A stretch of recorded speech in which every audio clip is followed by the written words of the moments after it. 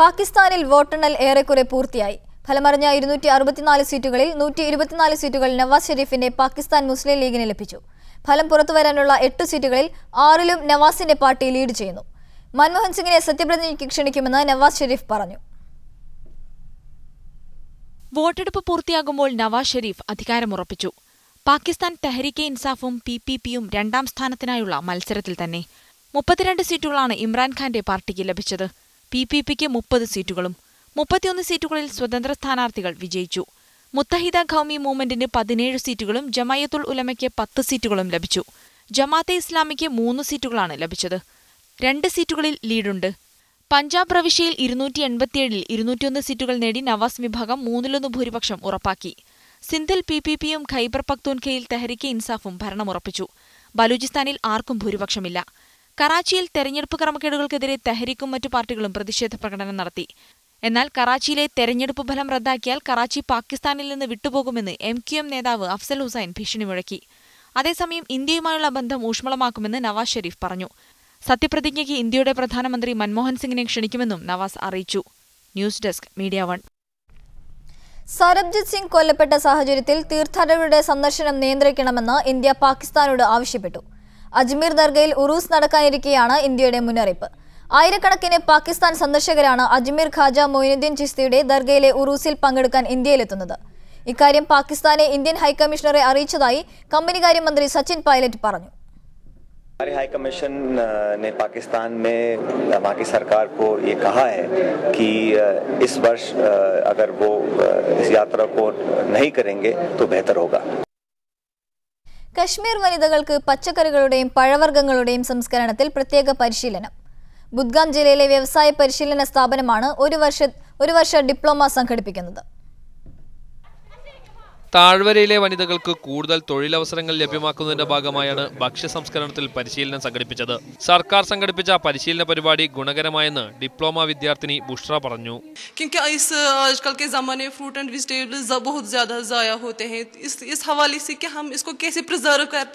പരിശീലനം നേടുന്ന സ്ത്രീകളിൽ കൂടുതൽ പേർക്കും സ്വന്തമായി തോട്ടങ്ങളുള്ളവരാണ്.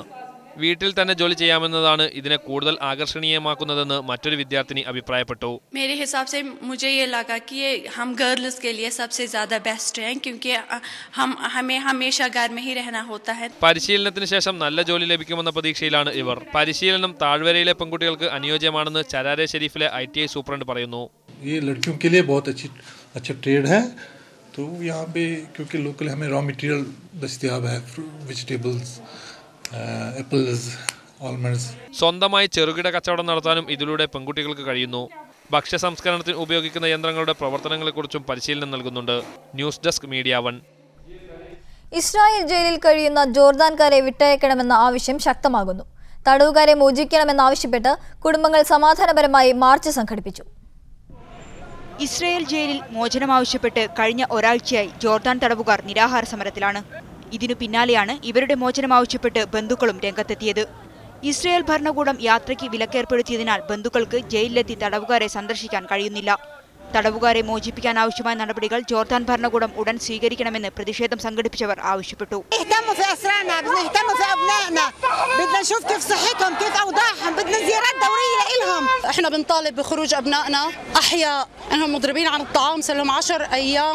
ജോർദാൻ ഭരണകൂടം തടവുകാരുടെ മോചനത്തിനായി മനുഷ്യത്വപരമായ നിലപാടുകൾ സ്വീകരിക്കുന്നില്ലെന്നും ബന്ധുക്കൾ ആരോപിക്കുന്നു. മോചനം ആവശ്യപ്പെട്ട് ജോർദാനിലെ ഭരണകൂടത്തെ സമീപിച്ചെങ്കിലും തങ്ങൾക്ക് നീതി ലഭിച്ചില്ല. നിരാഹാര സമരത്തിലേർപ്പെട്ട തടവുകാരുടെ ആരോഗ്യനില മോശമായ സാഹചര്യത്തിൽ എന്തെങ്കിലും സംഭവിച്ചാൽ ഉത്തരവാദി ഭരണകൂടമായിരിക്കുമെന്നും ബന്ധുക്കൾ പറയുന്നു. 25 ജോർദാൻ തടവുകാരാണ് ഇസ്രായേൽ ജയിലിലുള്ളത്. News desk media 1. യമൻ തലസ്ഥാനമായ സനായിൽ ജനവാസ കേന്ദ്രത്തിൽ യുദ്ധവിമാനം തകർന്നു. അപകടത്തിൽ പൈലറ്റ് മരിച്ചതൊഴികെ വലിയ നാശനഷ്ടങ്ങളൊന്നും ഉണ്ടായിട്ടില്ല. പ്രദേശത്തെ ആളുകളെയെല്ലാം മാറ്റിപ്പാർപ്പിച്ചിട്ടുണ്ടെന്നും അത്യാഹിതങ്ങളൊന്നും റിപ്പോർട്ട് ചെയ്തിട്ടില്ലെന്നും പോലീസ് പറഞ്ഞു. ഈ വർഷം യമനിൽ നടക്കുന്ന രണ്ടാമത്തെ യുദ്ധവിമാന അപകടമാണിത്.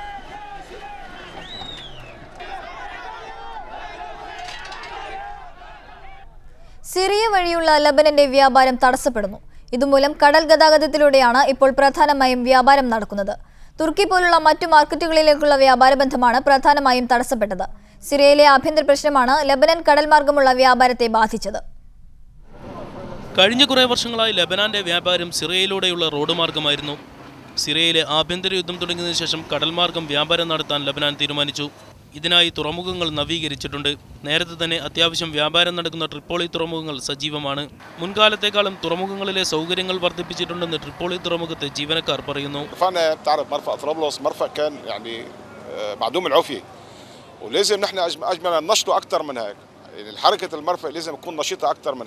തുർക്കി, ജോർദാൻ, ഗൾഫ് രാജ്യങ്ങൾ എന്നിവിടങ്ങളിലേക്കുള്ള കാർഷിക വിഭവങ്ങൾ കൊണ്ടുപോകുന്നതും സിറിയയിലൂടെ റോഡ് മാർഗമായിരുന്നു. സിറിയൻ പ്രശ്നം മൂലം വ്യാപാരികൾ മാർക്കറ്റിനായി പുതിയ മാർഗങ്ങൾ തേടുകയായിരുന്നു. തുറമുഖങ്ങൾ കൂടുതൽ നവീകരിക്കുന്നതിലൂടെ വ്യാപാരം മെച്ചപ്പെടുത്തുമെന്ന പ്രതീക്ഷയിലാണ് Lebanon. News desk media 1. Down syndrome ബാധിച്ച കുട്ടികൾക്കായി ബാഗ്ദാദിൽ ഒരു സ്കൂൾ. സാഹിറ അബ്ദുൽ ലത്തീഫ് മുസ്തഫയാണ് തന്റെ മകളുടെ പേരിൽ ഡൗൺ സിൻഡ്രോം ബാധിച്ച കുട്ടികൾക്കായി സ്കൂൾ നടത്തുന്നത്. മാതൃകാപരമായ സ്കൂളിനു വേണ്ട എല്ലാ സൗകര്യങ്ങളോടും കൂടിയാണ് സാഹിറ അബ്ദുൽ ലത്തീഫ് സ്കൂൾ നടത്തുന്നത്. കുട്ടികൾക്കു വേണ്ട ഇരിപ്പിടങ്ങളും പുസ്തകങ്ങളും കളിപ്പാട്ടങ്ങളും ക്ലാസ് റൂമുകളിൽ ഒരുക്കിയിരിക്കുന്നു. ഡൗൺ സിൻഡ്രോം ബാധിച്ച സ്വന്തം മകൾക്കായാണ് സാഹിറ സ്കൂൾ ആരംഭിച്ചത്. ദ ഹബിത്തോ അല്ലാ സെന്റർ എന്നായിരുന്നു സ്കൂളിന്റെ ആദ്യ പേര്. മകളുടെ മരണശേഷം സ്കൂളിന്റെ പേര് മകളുടെ പേരായ ഹിബ എന്നാക്കി.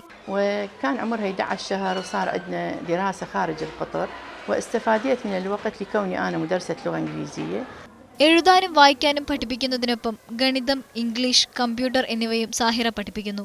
കൂടാതെ കുളിക്കുക, റോഡ് മുറിച്ചു കടക്കുക, ബസ് കയറുക തുടങ്ങി അത്യാവശ്യം അറിഞ്ഞിരിക്കേണ്ട കാര്യങ്ങളും സാഹിറ പഠിപ്പിക്കുന്നു. ഇറാഖ് സർക്കാരിന്റെ സാമൂഹിക സുരക്ഷാ സംവിധാനം അനുസരിച്ച് ഓരോ കുട്ടിയും പ്രതിമാസം 50,000 ഇറാഖ് ദിനാറിന് അർഹരാണ്. എന്നാൽ ഇത് പലർക്കും ലഭിക്കാതെ പോകുന്നുവെന്ന് സാഹിറ പറയുന്നു. വൈകല്യമുള്ള കുട്ടികളുടെ സംരക്ഷണം സമൂഹത്തിന്റെ ബാധ്യതയാണെന്നും സാഹിറ പറയുന്നു. News desk media 1. ഈ കാഴ്ചകൾ അത്ഭുതങ്ങളല്ല. കാണുമ്പോൾ തണുപ്പ് അനുഭവിച്ചറിയാൻ കഴിയുന്ന ഈ കാഴ്ചകൾ ദുബായിൽ നിന്നാണ്. മണലാരണ്യത്തിന്റെ നാടെന്ന് ഖ്യാതി കേട്ട ദുബായിലെ ചൂടിൽ നിന്ന് ഐസ് മരങ്ങളെ സംരക്ഷിക്കുന്നത് അത്ര എളുപ്പമല്ല.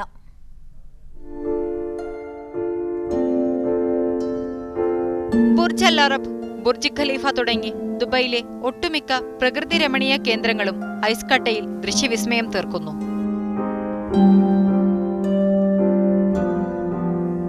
0 ഡിഗ്രിയിൽ താഴെയുള്ള ഈ ഐസ് മ്യൂസിയത്തിലേക്ക് കടക്കുന്നതിന് മുൻപ് തന്നെ കട്ടിയുള്ള സ്വെറ്ററും ജാക്കറ്റും ധരിച്ചില്ലെങ്കിൽ കളി കാര്യമാവും.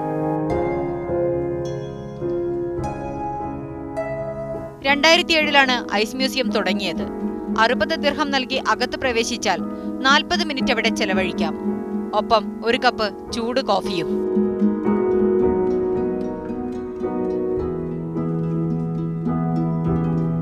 പ്രതിദിനം 100 കണക്കിന് സന്ദർശകരാണ് ഇവിടെ എത്തുന്നത്.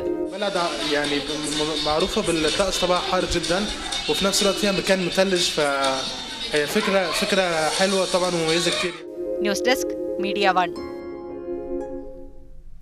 കറൻസി നിലവാരം: സൗദി റിയാൽ 14.59 രൂപ, UAE ദിർഹം 14.90, കുവൈറ്റ് ദിനാർ 191.65, ബഹ്റൈൻ ദിനാർ 145.17, ഖത്തർ റിയാൽ 15.03, ഒമാൻ റിയാൽ 142.1. VS അച്യുതാനന്ദൻ പ്രതിപക്ഷ നേതൃസ്ഥാനത്ത് തുടരുമെന്ന് CPM general secretary Prakash Karat. കേരളത്തിലെ പാർട്ടിയിലെ സംഘടനാ പ്രശ്നങ്ങൾ പഠിക്കാൻ 6 അംഗ സമിതിയെ നിയോഗിച്ചു. പേഴ്സണൽ സ്റ്റാഫ് അംഗങ്ങൾക്കെതിരായ അച്ചടക്ക നടപടി ശരിവെച്ചതായും കാരാട്ട് പറഞ്ഞു. കോടതിയിലിരിക്കുന്ന വിഷയമായതിനാൽ TP വധത്തെക്കുറിച്ച് പാർട്ടി അന്വേഷണ റിപ്പോർട്ടിനെക്കുറിച്ച് വെളിപ്പെടുത്താനാകില്ലെന്നും കാരാട്ട് പറഞ്ഞു. The Kerala part, I find the Kerala media has already reported our decision. So I didn't want to waste time reporting it again. കേന്ദ്ര കമ്മിറ്റി എടുത്ത തീരുമാനങ്ങൾ കേരളത്തിലെ മാധ്യമങ്ങൾ നേരത്തെ റിപ്പോർട്ട് ചെയ്തുവെന്ന പരാമർശത്തോടെയാണ് കേരളത്തിലെ സംഘടനാ കാര്യങ്ങൾ പ്രകാശ് കാരാട്ട് പറഞ്ഞു തുടങ്ങിയത്. VS അച്യുതാനന്ദനെ പ്രതിപക്ഷ സ്ഥാനത്ത് നിന്ന് നീക്കില്ലെന്ന് പ്രകാശ് കാരാട്ട് വ്യക്തമാക്കി. I have told you there is no change in the status of the opposition leader. VSന്റെ പേഴ്സണൽ സ്റ്റാഫിനെ പുറത്താക്കാനുള്ള സംസ്ഥാന കമ്മിറ്റിയുടെ തീരുമാനം കേന്ദ്ര കമ്മിറ്റി അംഗീകരിച്ചു. Certain organizational matters have been referred to us to the central committee by our Kerala unit. For that we have set up a commission. I think that's mentioned here in the statement. And there were certain disciplinary actions taken by the state committee which we have ratified. Prakash Karat, Sitaram Yechury, S Ramachandran Pillai, നിരുപംസൻ, B രാഘവലു, AK Padmanabhan എന്നിവരാണ് കമ്മിറ്റിയിലുള്ള അംഗങ്ങൾ. VS ഉന്നയിച്ച കാര്യങ്ങളും P Karunakaran റിപ്പോർട്ടുമടക്കം കേരളത്തിലെ പാർട്ടിയിലെ പ്രശ്നങ്ങളെല്ലാം ഇവർ പരിശോധിക്കും. TP വധത്തിൽ party അന്വേഷണം ഏറെക്കുറെ പൂർത്തിയായതായും കാരാട്ട് അറിയിച്ചു. I have already explained it in the last meeting after our central committee meeting that inquiry is more or less completed, but we cannot discuss it now because the matter is in court. Deshabhimani Thiruvananthapuram unit മുൻ manager വരദരാജന് നേരെ അടിസ്ഥാനരഹിതമായ ആരോപണങ്ങൾ ഉന്നയിച്ച SP ശ്രീധരനെതിരെ സംസ്ഥാന committee എടുത്ത അച്ചടക്ക നടപടിയും അംഗീകരിച്ചു. Lijo Varghese, media 1, Delhi. ജനപ്രിയ നായകൻ ദിലീപ് ആസ്വാദകർക്ക് ജനപ്രിയ വിഭവത്തിന്റെ പുതിയ അനുഭവം പകരുന്നു. ഹാസ്യത്തിന്റെ മേമ്പൊടിക്ക് പകരം മസാലയുടെ രുചിക്കൂട്ടുമായി ദിലീപും കൂട്ടുകാരും ചേർന്ന് നടത്തുന്ന ദേ പുട്ട് എന്ന പേരുള്ള ഹോട്ടൽ കൊച്ചിയിൽ തുറന്നു. ഓണവിഭവങ്ങൾക്കിടയിലെ ഹാസ്യവിരുന്നായിരുന്നു ദിലീപും നാദിർഷയും കൂട്ടുകാരും ചേർന്ന് എല്ലാ വർഷവും പുറത്തിറക്കാറുള്ള പാരഡി കാസറ്റുകൾ. ഇപ്പോൾ തമാശയൊക്കെ മാറ്റിവെച്ച് യഥാർത്ഥ രുചി അനുകരണവുമായി രുചിലോകത്തേക്ക് യഥാർത്ഥ പുട്ടുമായി വരികയാണ് ഈ മിമിക്രി സംഘം. വിവിധതരം പുട്ടുകളാണ് ദിലീപും നാദിർഷയും ചേർന്ന് നടത്തുന്ന ദേ പുട്ട് എന്ന ഹോട്ടലിലെ കഥാപാത്രങ്ങൾ. തനത് രുചിയുള്ള അരിപ്പുട്ട്, ഗോതമ്പ് പുട്ട് എന്നിവയിൽ തുടങ്ങി ചെമ്മീൻ പുട്ട്, ഇറച്ചിപ്പുട്ട് എന്നിങ്ങനെ മാമ്പഴപ്പുട്ട് വരെ 25-ലധികം ഇനം പുട്ടുകൾ. നാടൻ കോഴിക്കറി, താറാവ് കറി എന്നിങ്ങനെ നിരവധി ചൂടൻ വിഭവങ്ങളും അണിയറയിൽ റെഡി. ജനപ്രിയ താരത്തിന്റെ ഹോട്ടൽ ഉദ്ഘാടനത്തിന് കൂട്ടുകാർക്കൊപ്പം ജനപ്രതിനിധികളും എത്തിയതോടെ രംഗം സജീവമായി. പുട്ട് കഴിച്ച ആളുകളെല്ലാം വളരെ നല്ല അഭിപ്രായമാണ് പറഞ്ഞത്. വളരെ സോഫ്റ്റ് ആയിട്ടുള്ള, അത് ഞങ്ങൾ പരീക്ഷണങ്ങൾ നടത്തിക്കൊണ്ടിരിക്കുകയാണ്. പുതുതായിട്ട് എന്ത് ചെയ്യാൻ പറ്റും എന്നുള്ള രീതിയിൽ തീർച്ചയായിട്ടും വളരെ സീരിയസ് ആയിട്ട് എടുത്തിരിക്കുന്ന ഒരു വിഷയം തന്നെയാണ്. താലി മീൽസ് പോലെ താലിപ്പുട്ടാണ് മെനുവിലെ കൗതുക ഇനം. ചോറിന് പകരം പുട്ടും വ്യത്യസ്ത കറികളും താലിപ്പുട്ടിലെ വിഭവങ്ങൾ. മിസ്റ്റർ ബട്ട്ലർ എന്ന ചിത്രത്തിലൂടെ ആസ്വാദകരെ കയ്യിലെടുത്ത ഗോപാലകൃഷ്ണൻ എന്ന Dileep new generation, old generation വ്യത്യാസമില്ലാതെ ദേ പുട്ടിലൂടെ കൊച്ചിയിലെത്തുന്ന ഭക്ഷണപ്രിയരെ കയ്യിലെടുക്കാമെന്ന തികഞ്ഞ പ്രതീക്ഷയിലാണ്. മീഡിയ 1, കൊച്ചി.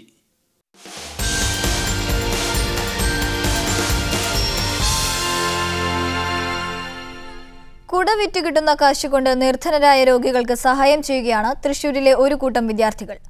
മുണ്ടത്തിക്കോട് ആര്യംപാടത്തുള്ള സ്കൂളിലെ വിദ്യാർത്ഥികളാണ് യുവതലമുറയ്ക്ക് മാതൃകയാവുന്നത്. വിദ്യാർത്ഥികളുടെ ഈ കൂട്ടായ്മയ്ക്ക് ചുക്കാൻ പിടിക്കുന്നതാവട്ടെ ഒരു 7ാം ക്ലാസ്സുകാരിയും.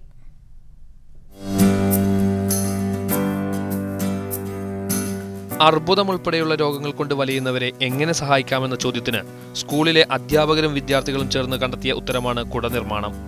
തൃശ്ശൂരിലെ സർവോദയം വൊക്കേഷണൽ ഹയർ സെക്കൻഡറി സ്കൂളിലാണ് ഈ തുടക്കം. സ്കൂളിലെ 5ാം ക്ലാസ് വിദ്യാർത്ഥിനിയായ കൃഷ്ണേന്ദുവാണ് മുതിർന്നവരെ കുട നിർമ്മിക്കാൻ പഠിപ്പിച്ചത്.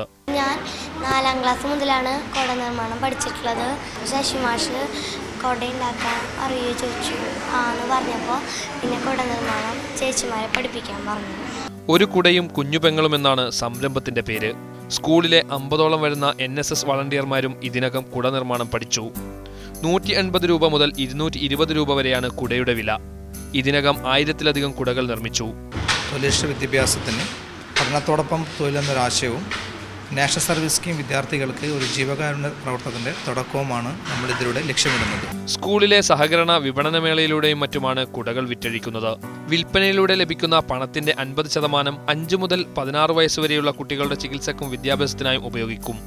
കഴിഞ്ഞ വർഷത്തെ മികച്ച NSS യൂണിറ്റിനുള്ള അവാർഡ് കിട്ടിയത് ഈ സ്കൂളിനാണ്. ഒപ്പം മികച്ച NSS പ്രോഗ്രാം ഓഫീസർക്കുള്ള അവാർഡും ഇതേ സ്കൂളിലെ ടോൺ അഗസ്റ്റിൻ എന്ന അധ്യാപകന് കിട്ടി. ഇനിയും മികച്ച പ്രവർത്തനങ്ങളുമായി മറ്റുള്ളവർക്ക് നല്ല പാഠമാവാനാണ് ഇവരുടെ തീരുമാനം. അഫ്താബ് റഹ്മാൻ, മീഡിയ 1, തൃശൂർ.